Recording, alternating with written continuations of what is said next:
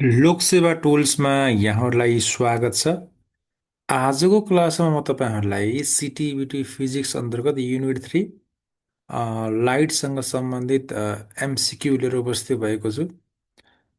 जसमा sub unit 3.1 3.2 3.3 रहेको छ। Reflection of light, refraction of light, optical इन्स्ट्रुमेन्टसँग सम्बन्धित इक्जाममा अति नै इम्पोर्टेन्ट एमसिक्यू र त्यसको समाधान लिएर उपस्थित छु। अब हामी जाउँ पहिलो क्वेसनतर्फ। र त्यो पहिलो क्वेसन सुरु गर्नुभन्दा पहिला हामी हेरौँ की फर्मुला 2.1 अन्तर्गत रिफ्लेक्सन अफ लाइटमा जस्तो relation between I and R भनेको चाहिँ angle I equal to angle R हुन्छ रिफ्लेक्सनमा। अर्को glancing angle, angle of incident र एङ्गल अफ रिफ्लेक्सनको रिलेसन भनेको ग्ल्यान्सिङ एङ्गल भनेको 90 माइनस आई अथवा 90 माइनस आर गर्न सकिन्छ। अर्को भनेको हामीले रिलेसन बिट्विन ग्ल्यान्सिङ एङ्गल र डेभिएसन, द डेभिएसन डेल्टा भनेको 2 टाइम्स अफ ग्ल्यान्सिङ एङ्गल हुन्छ। त्यो थाहा पाउनुपर्छ। यो हामी सबै थ्योरी पनि गर्छौँ हामीले। अर्को डेल्टा भनेको अर्को 100 माइनस 2i अथवा 100 माइनस 2r पनि गर्न सक्छौँ। एङ्गल अफ रोटेसन अफ रिफ्र्याक्टेड रे बिटा निकाल्न पऱ्यो भने 2 अल्फा गर्ने है, 2 अल्फा। अर्को म्याग्निफिकेसन भनेको image distance upon object distance अथवा image height by object height गर्न सक्छौँ। Relation between focal length and radius of curvature भनेको रेडियस अफ कर्वेचर भनेको twice time of focal length हुन्छ यो मिररमा। अर्को मिरर फर्मुला भनेको 1/u plus 1/v is equal to 1/r है। यसलाई अथवा फोकल लेन्थ भनेको यसमा r/2 पनि गर्न सकेर युज गर्न सक्छौँ। यी भए की फर्मुला। अब योसँग सम्बन्धित हामी क्वेसन सुरु गरौँ। पहिलो रहेको छ अति सजिलो। 1 number what is law of reflection भनेको छ। हामीलाई थाहा छ ल अफ रिफ्लेक्सनले के भन्छ, the angle of incident is equal angle of reflection भन्छ। सो अप्सन ए चाहिँ ठिक रहेको छ। Angle I is equal angle R. अब हामी जाउँ टुमा। टुमा रहेको छ in which type of reflection do the parallel ray of light remain parallel after reflection भनेको छ। त्यो भनेको चाहिँ कुन रे अफ लाइटमा, यसको एन्सर भनिहालौँ। यसको एन्सर अप्सन बी हुन्छ।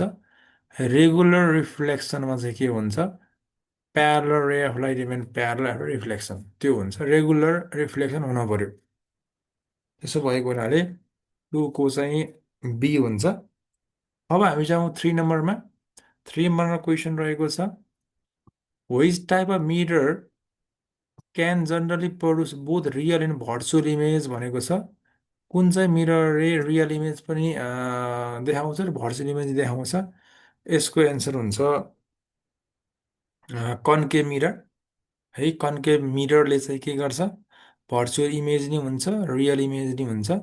कन्भेक्स मिररको चाहिँ अलवेज भर्चुअल इमेज भन्छ, त्यो ख्याल गर्नु होला है। सो 3को अप्सन सी ट्रु छ। 4मा जाउँ। When light reflect off the smooth surface it undergoes भनेको छ। कुनै लाइट स्मुथ सर्फेसमा रिफ्लेक्ट भयो भने इट अन्डरगोज के हुन्छ भन्दा फोको फोको चाहिँ के हुन्छ, रेगुलर रिफ्लेक्सन हुन्छ है। रेगुलर स्मुथ सर्फेस भयो भने रेगुलर रिफ्लेक्सन हुन्छ। रफ सर्फेस भयो भने डिफ्युज रिफ्लेक्सन हुन्छ, त्यो ख्याल गर्नुहोस्। 5मा जाउँ। अब what happen to the image when the plane mirror is rotated by the theta भनेको छ। यो हामी अहिले की फर्मुला युज गरिसक्यौँ। यदि एङ्गल थीटा छ भने यसको चाहिँ रोटेड कतिले हुन्छ, इट्स इमेज रोटेड बाई 2θ हुन्छ।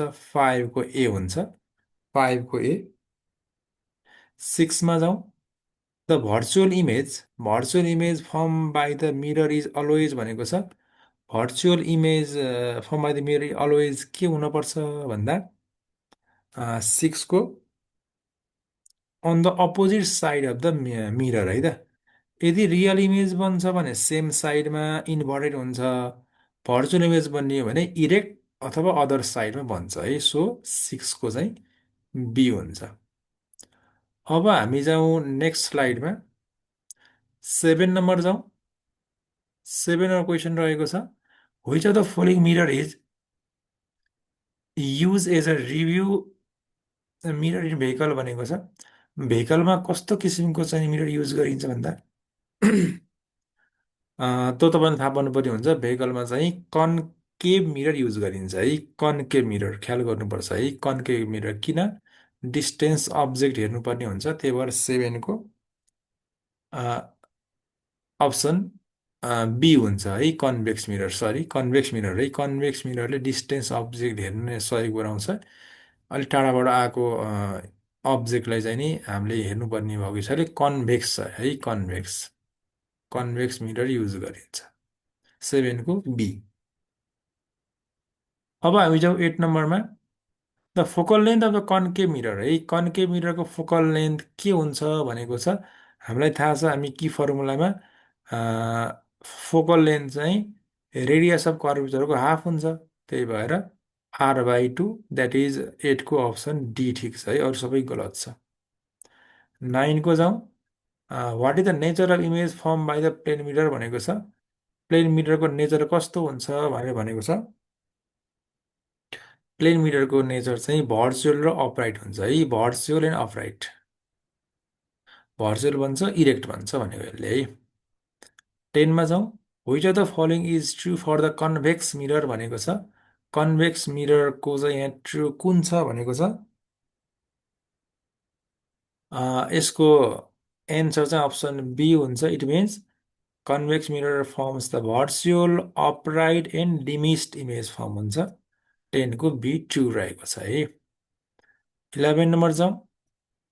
In the concave mirror where should an object be placed to get real inverted and same size image भनेको छ। रियल इन्भर्टेड र सेम साइज इमेज फर्म हुन कन्केभ मिरर कहाँ राख्नुपर्छ भनेको छ।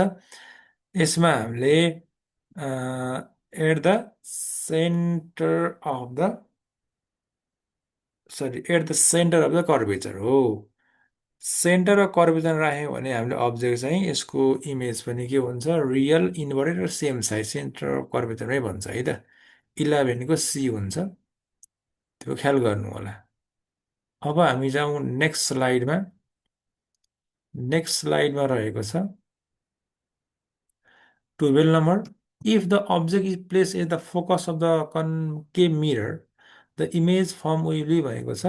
यदि हामीले फोकसमा राख्यौँ भने अब्जेक्ट यसको इमेज कस्तो बन्छ, इन्फिनाइटमा बन्छ है। Infinite, that is option be.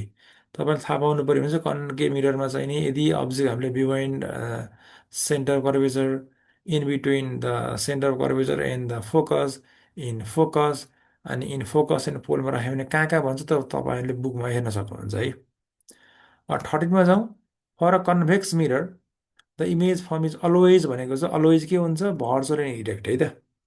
कन्भेक्सको के हुन्छ, अलवेज भर्चुअल एन्ड इरेक्ट। 13 को बी हुन्छ। 14 मा जाउँ। The mirror use by dentist to see the teeth of the patient भनेको छ।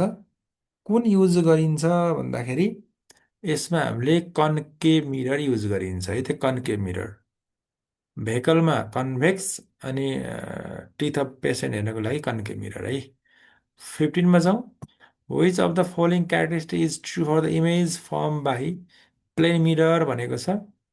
प्लेन मिररको दिएको आधारमा चाहिँ यसको एन्सर अप्सन बी हुन्छ। भनेको the image is virtual upright and same size of the object हुन्छ।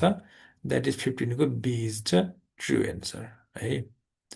अब हामी जाउँ नेक्स्ट स्लाइडमा। यो रहेको छ। अर्को क्वेसन जाउँ नेक्स्ट स्लाइडको 16 नम्बरमा जाउँ त। Which mirror has focal length that लाई बिहाइन्ड मिरर भनेको छ। कुन मिररमा चाहिँ नि यसको फोकल पोइन्ट चाहिँ बिहाइन्ड मिरर हुन्छ, that is of convex mirror है। कन्केभ मिररमा फोकल लेन्थ चाहिँ सेम साइडतिर हुन्छ भने कन्भेक्समा अपोजिट युज गरिन्छ। 17 मा जाउँ। Which type of mirror use to construction of the solar furnace भनेको छ। यसको म सिधै एन्सर भन्छु। यसको अप्सन सी हुन्छ, द्याट इज कन्भेक्स मिरर है। Sorry, concave mirror, concave mirror option C. 18 मा जाउँ। The focal length of plane mirror of the length 10 centimetre भनेको छ। 10 सेन्टिमिटर लेन्थ हुँदा यसको फोकल लेन्थ कति हुन्छ भन्दाखेरि यसको हामीले फर्मुला युज गर्नुपर्ने हुन्छ। फर्मुला युज गर्दा के हुन्छ, इन्फाइनाइट है, इन्फाइनाइट फोकल लेन्थ। 19मा जाउँ। The focal length of the spherical mirror is भनेको छ। स्पेरिकल मिररको फोकल लेन्थ चाहिँ के हुन्छ भनेर भन्दा सेम फर अल कलर है त, सबै कलरको लागि सेम हुन्छ फोकल लेन्थ, त्यो ख्याल गर्नु होला। अब जाउँ 20 नम्बरमा। The person approaches a plane mirror with the velocity V. The relative velocity of approach of the person and his image भनेको छ। यसमा के गर्ने, भी प्लस भी है, यसको इमेज चाहिँ नि ठ्याक्कै इक्वल र अब्जेक्ट र इमेज डिस्टेन्स सेम हुन्छ, त्यही भएर भी प्लस भी गर्दाखेरि 2भी। सी हुन्छ है, 20 नम्बरको सी हुन्छ। ट्वाइस टाइमले बढ्छ भेलोसिटी। अब हामी नेक्स्टमा जाउँ, that is 3.2 refraction of light. यसमा रहेका की फर्मुलाहरू हामीले हेरौँ। भनेको एउटा स्नेल्स थाहा पाउनुपर्छ, mu is equal to sine A by sine R. अर्को म्यु निकाल्ने फर्मुला भनेको speed of light in vacuum of speed of light in medium भन्नु, सी बाई भी है। सी भनेको 3.3 × 10⁸ मिटर पर सेकेन्ड हुन्छ। अर्को रिफ्र्याक्टिभ इन्डेक्स टु मिडियम ए अनि म्यु जी गऱ्यो भने द्याट इज 1/जी म्यु ए गर्न मिल्छ। उल्टाइयो भने 1/, गर्नुपर्ने हुन्छ। अर्को यदि कुनै वाटरबाट कुनै ग्लासमा गएको छ भने के हुन्छ, एयर टु ग्लास र एयर टु वाटर डिभाइड गर्ने, यो ग्लासको माथि वाटरको तल राख्ने है, यो त्यो भयो भने एउटा फर्मुला 3 मिडियम हो। अर्को म्यु भनेको real depth, apparent depth. Apparent shift भनेको चाहिँ T1 - 1/म्यु हुन्छ। डेल्टा इजिकल T1 - 1/म्यु। रिलेसन बिट्विन इएआई, यो भनेको प्रिजमको I angle of incident emergent is equal to prism angle र एङ्गल अफ डेभिएसन, यो हेरौँ। अर्को लेन्स फर्मुला एउटै हुन्छ मिररको र यसको, म्याग्निफिकेसन त्यही हुन्छ। Lens maker formula 1/f is equal to mu minus 1, 1/r1 plus 1/r2। अनि अर्को पावर भनेको 1/फोकल लेन्थ, यो ख्याल गर्नु होला, मिटरमा हुन्छ है। यी भए रिफ्र्याक्सनका चाहिँ की फर्मुलाहरू। अब हामी यससँग सम्बन्धित क्वेसन गरौँ। ओके, 1 नम्बरमा जाउँ त। Which law governs the relationship between the angle of incident and the angle refraction भनेको छ। यो धेरै सजिलो क्वेसन। कुनले गर्छ भनेको छ, द्याट इज स्नेल्स ल। रिफ्र्याक्सनकै हामीले हेऱ्यो भने यो के हुन्छ, स्नेल्स लले गर्छ है त, अरू हुँदैन। That is option A. 2मा जाउँ। when light travel from denser to rare medium, डेन्सरबाट रेयरमा गयो भने अवे फ्रम द नर्मल है, bent away from the normal, that option B हुन्छ। यदि रेयरबाट डेन्सर गयो भने टुवर्ड्स द नर्मल, त्यो ख्याल गरौँ। 3मा जाउँ। The refractive index of the material does not depend हुन भनेको छ। वेभलेन्थसँग डिपेन्ड गर्छ, टेम्परेचरसँग डिपेन्ड गर्छ, कलरसँग गर्छ भने इन्टेन्सिटी गर्दैन है। इन्टेन्सिटी अफ लाइटसँग गर्दैन, त्यही भएर option D is the correct. 4 नम्बर जाउँ। The apparent depth of the pool of water is less than is real depth भनेको छ। यो के कारणले हुन्छ भन्दाखेरि वाटरको रिफ्र्याक्टिभ इन्डेक्स चाहिँ नि एयरको भन्दा बढी हुन्छ, त्यसो भएको हिसाबले चाहिँ नि कम देखिन्छ, that is option D. The refractive index of water is greater than that of air भएको कारणले चाहिँ नि अपरेन्ट डेप्थ चाहिँ नि लेस हुन्छ रियल डेप्थ भन्दा। सो अब हामी 4मा जाउँ। 4 भइसकेपछि अब हामी नेक्स्ट स्लाइडमा जाउँ है त, 5 नम्बरमा। ओके, 5 नम्बर सजिलो छ। लेन्स फर्मुला भनेको 1/f is equal to 1/u plus 1/v हुन्छ। त्यसो भएको हुनाले अप्सन ए 5 गए, सजिलो भयो। अब रियल डेप्थ अपरेन्ट डेप्थको रिलेसन तपाईँले की फर्मुला हेर्न सक्नुहुन्छ। यो भनेको चाहिँ नि अप्सन डी हुन्छ है त, बाई म्यु है। एडी अपरेन्ट डेप्थ भनेको रियल डेप्थ बाई म्यु, रियल डेप्थ बाई म्यु हुन्छ। 7 नम्बरमा जाउँ। Which of the following statement true regarding the focal length of length भनेको छ। कुन चाहिँ ट्रु छ भन्दाखेरि अप्सन ए नेगेटिभ कन्भेक्स रङ छ। कन्केभ लेन्स अलवेज पोजिटिभ, यो पनि हुँदैन, नेगेटिभ हुनसक्छ। Convex lens has positive focal length, yes is it true है। 7को चाहिँ यो सी ठिक छ। कन्भेक्स लेन्सको चाहिँ नि फोकल लेन्थ पोजिटिभ हुन्छ। अब 8मा जाउँ।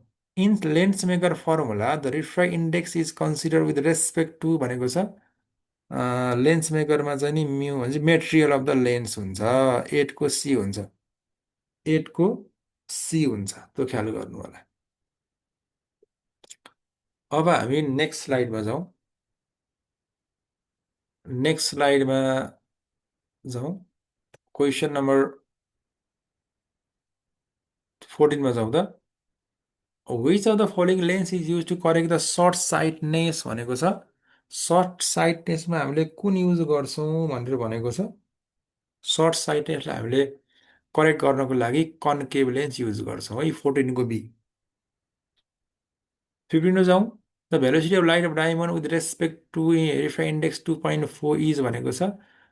Just velocity of light by mu गर्ने है। 3 × 8 बाई 2.4 गर्दाखेरि 1.25 हुन्छ। 5को ए एन्सर हो, ठिक। 15को ए हुन्छ। 16मा जाउँ।